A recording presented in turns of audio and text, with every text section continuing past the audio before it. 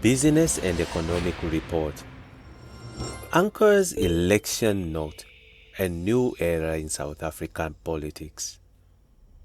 Without running the risk of using hyperbole, it is safe to say that the 2024 National and Provincial Elections (NPEs) have ushered in a new era in South African politics, the era of coalitions. The elections on May 29, 2024 was a watershed moment of the country, as it was the first time in democratic history that the ANC lost its majority in government, going from 57.6% in 2019 to 40.2% in 2024. The emergence of ex-President Jacob Zuma's new MK party cut severely into the ANC's traditional voter base in the KwaZulu-Natal KZN and eroded support for the former ruling party in Gauteng and Mpumalanga. As a result, there is a need to form complex, multi-faceted national coalition to govern South Africa, SA, for the next 5 years. The significant drop in voter participation at 58.64% of the total 27.8 million registered voters versus 65.99% in 2019 reflects the general disillusion and greater disengagement of the South African populace with the country's electoral process and greater political leadership. The ANC has attained 159 seats in the National Assembly, down 31% from its previous 230 seats. How did the SA economic fare under various ANC presidents? During the Nelson Mandela 1994 to 1999 and Thabo Mbeki 1999 to 2008 years, South Africa's economy thrived as the government adopted a mix of socio-economic, fiscal consolidation and more investor and pro-business friendly economic policies, whereby the country moved from fiscal bankruptcy under apartheid pre-1994 to a budget surplus. However, Zuma's disastrous tenure dragged SA back to pre-1994, while COVID-19 and indecision in inaction from President Ramaphosa to address the structural issues in the local economy saw his tenure to date disappoint. The average gross domestic product growth rate was 4.2% for Mbeki's presidency, and South Africa recorded 37 consecutive quarters of positive economic growth, notably with Trevor Manuel as his finance minister. After Mbeki resigned, effectively recalled in September 2008, and Kgalema Motlanthe took over as interim president, South Africa posted its first recession fourth quarter 2008 and first quarter 2009 recorded negative growth since 1994. During the Zuma presidency, May 2009, February 2018, average gross domestic product (GDP) growth slowed to 1.8%. Some extraneous factors contributed to the slowdown in SA's growth under Zuma, including the petering out of the commodities supercycle. The commodities boom, which started in 2000 during Mbeki's tenure, was disrupted by the global financial crisis GFC in 2008 and started fading around 2012-2013. However, maladministration, policy uncertainty, corruption on unprecedented scale, the Guptas, Bosasa, etc., a revolving door of key ministerial positions, especially the finance portfolio, and uncertain economic and fiscal policy drove investment, both foreign and domestic, away. When Zuma took office, May 9, 2009, the rand versus US dollar exchange rate stood at C8.27 rand per $1. However, the average exchange rate for 2017, the last year of Zuma's rule, he left office on February 14, 2018, was at 13.31 rand per $1. A 61% depreciation throughout his presidency versus a 30% decline in the rand during Mbeki's presidency. After Ramaphosa was elected president of the ANC in 2017, the rand went from 14.47 rand per $1 to 11.55 rand per $1.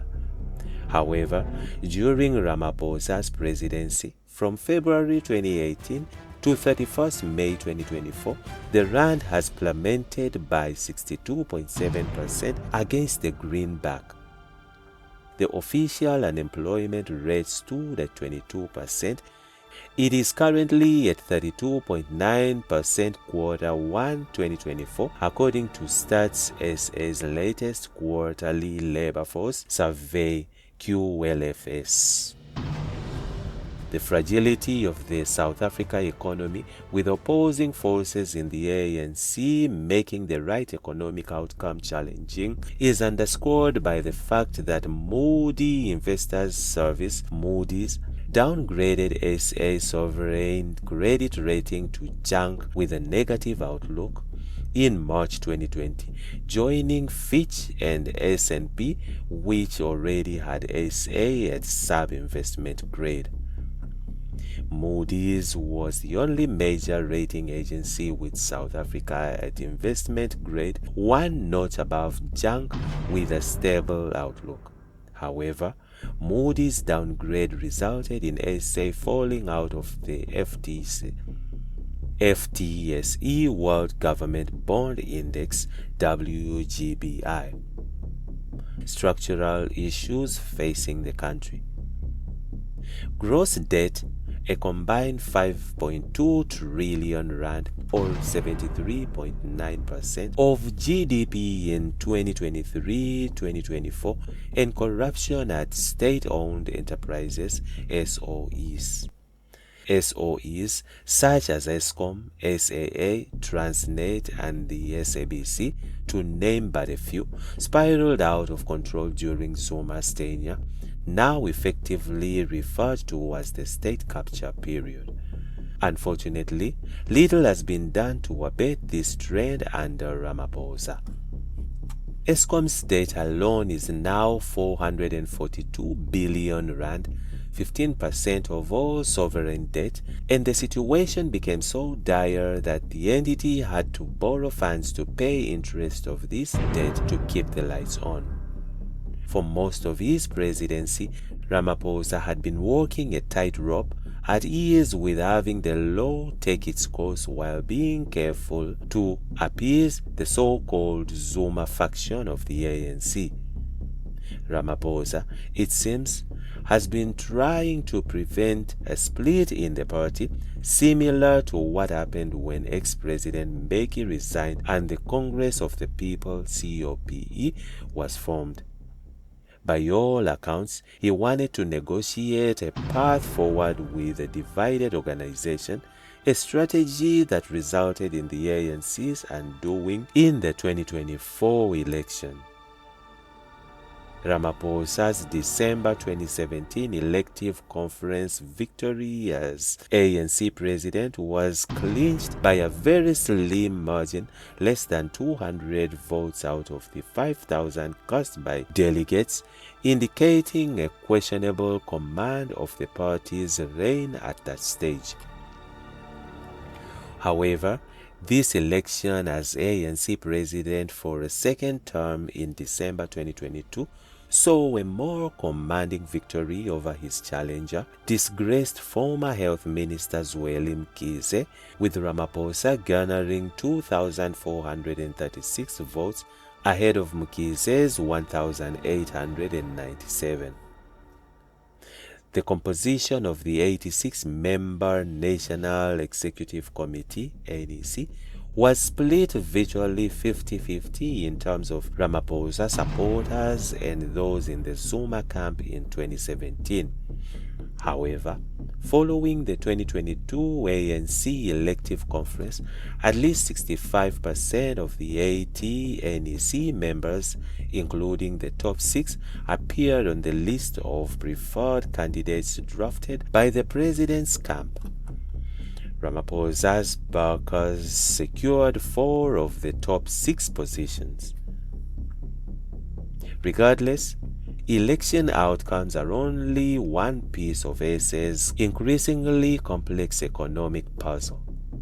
SA has numerous long-term structural economic issues, some of which have already been mentioned, which Ramaphosa has not addressed, at least not to the degree South Africans would have hoped.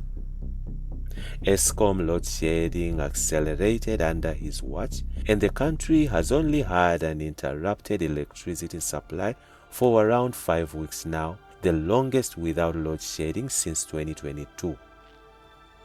The healthcare system faces challenges along with a concerningly high unemployment rate, 32.1% as of fourth quarter 2023, with youth unemployment at a tragically high 59.4%. It is confronting a massive disease burden while most school education quality is substandard.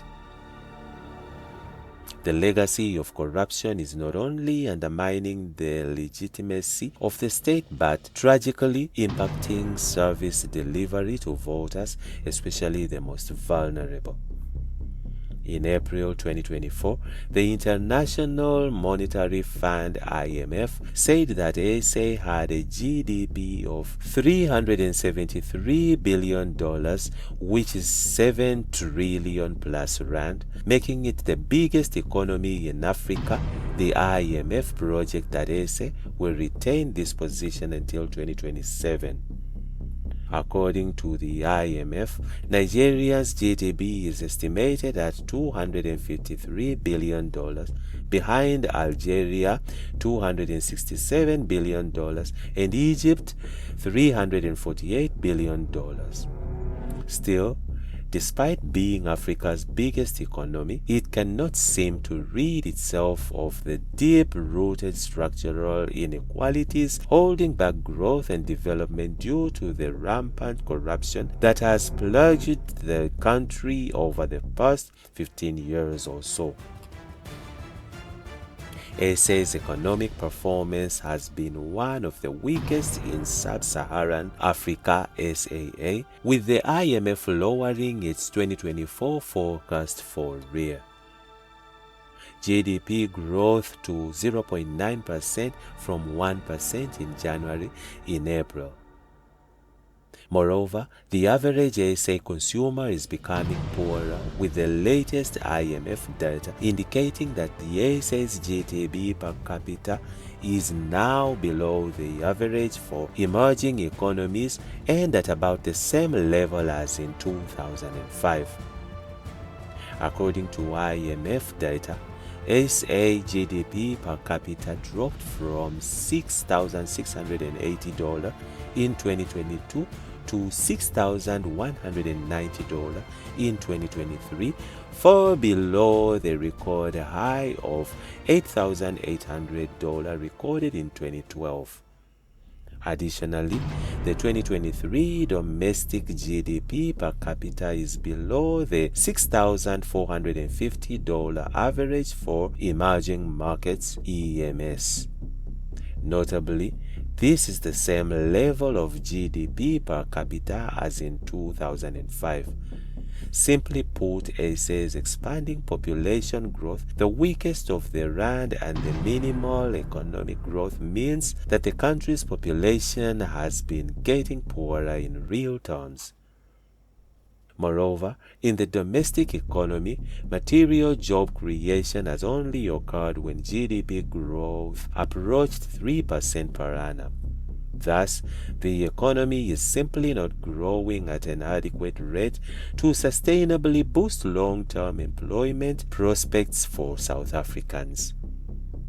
The IMF's recent downgrade of SA's growth to 0.9% means, in context, that our growth rate is far below the emerging market average, 4.2%, the global average, 3.1%, and is lower than that of sub-Saharan Africa, plus 3.8%. According to the latest June data from RMB-BER, the Business Confidence Index (BCI) stood at 35% in 2024, roughly just over one-third of the survey's respondents were satisfied with the prevailing business conditions. Simply put, meaningful job creation and sustainable economic growth can only come to fruition with a more favorable investment environment, not policy misalignment, governance uncertainty, and prevalence corruption. Collaboration between government, business, and labor is required to place the country on a renewed growth path, away from conflict and individual vested interests around growth that will, in turn, create jobs and a thriving economy where everyone benefits. What has Ramaphosa achieved thus far? While Ramaphosa has made some commendable decisions and changes, many commentators have highlighted that it will take years for him to address the problem facing SA due to the state capture era administration he inherited from Zuma. Moreover, he has had to carefully navigate his political survival due to the continued presence of Zuma allies within the ANC, who naturally do not want their patronage network dismantled. Despite the challenges and disappointments of the Ramaphosa presidency, we view him as a far wilier politician than most expect. He did, after all, negotiate at CODESA, spent years in the National Union in Mine Workers, NUM, was elected ANC Secretary General, and headed the ANC team that negotiated SA's transition to democracy. By allowing the law to take its course, he is not taking it upon himself to act against comrades and risking the ire of some in the ANC, but rather doing it by the book. Unfortunately, as the saying goes, the wheels of justice turn slowly, but grind exceedingly fine. Every week, a punch-drunk SA public has been bombarded with more revelations about corruption and no arrests. However, unlike under Zuma's tenure, there seem to be consequences, albeit at a frustratingly glacial pace. Ramaphosa's attempts at a clean-up have, over the years, seen several commissions being set up by the President and several initiatives launched by Minister of Public Enterprises Pravin Gordhan, including new boards at SOEs, lifestyle audits, and difficult questions being asked around the financial mismanagement of SOEs. In terms of just some of his achievements in his 6 years in office, while critics have accused him of being slow to act and keeping corrupt Zuma-era cabinet members, Ramaphosa has, in addition to the above, strengthened SA's law enforcement institutions that were decimated under Zuma and given attention to issues at SOEs. Unfortunately, ESCOM power cuts have worsened and were part of daily life in SA until about a month ago. Some of the more cynical citizens have seen the improvement in the generation capacity as an election ploy of the part of the ANC. Ramaphosa also signed the controversial National Health Insurance (NHI) bill in May, which many have seen as an electioneering ploy which has spectacularly failed in getting the ANC votes. Where are we currently? The ANC performed dismally in the 2024 National and Provincial Elections (NPE), falling to a 40.2% vote as Zuma's MK party devoured a large chunk of ANC voters' support. The 3-month-old party became the third biggest in the country with a staggering 14.6% of the vote. The seat in parliament that the top 5 political parties received in the 2019 NPE are shown in figure 6 below and compare with the seat for the 2024 NPE. The ANC received 58% of the vote in 2019 versus 62% in 2014. According to the IEC, this year's voter roll contained 27.8 MN registered voters, higher than in 2019, but nevertheless indicating that 13 million plus citizens of voting age have chosen not to register for this election. Looking ahead, and where do we go from here?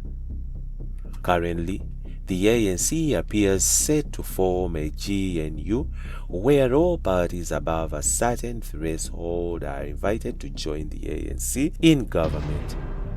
This agreement will allow Ramaphosa and his allies to accommodate opposing groups within the ANC and effectively unite against the MK party. While the DA would likely be reticent to work alongside the EFF in such a setup, the party will be placed in an uncomfortable position due to its well-communicated promise to do everything in its power to prevent the doomsday ANC-EFF coalition.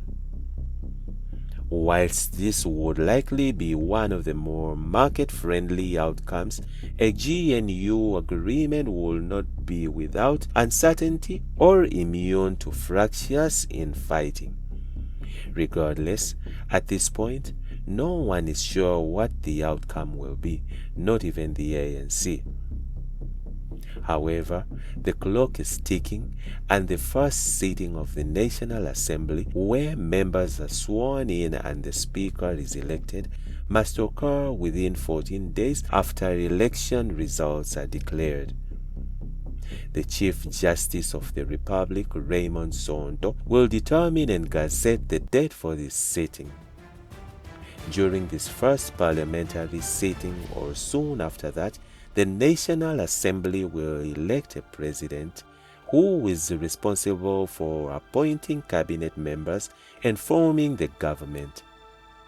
The entire process is usually completed within a couple of weeks to ensure a smooth transition of power.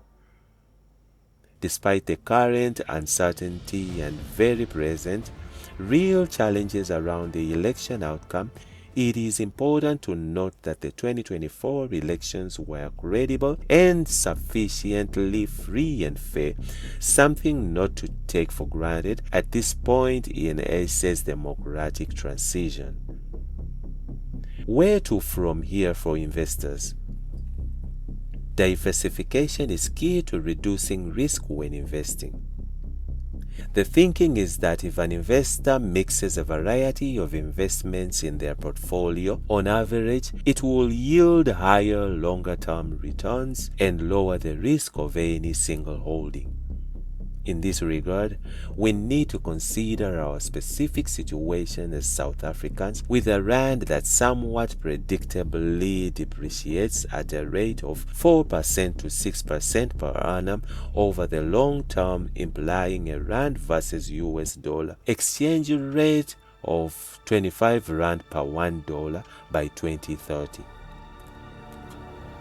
A high-quality global equity portfolio is a compelling proposition when investing in the rand.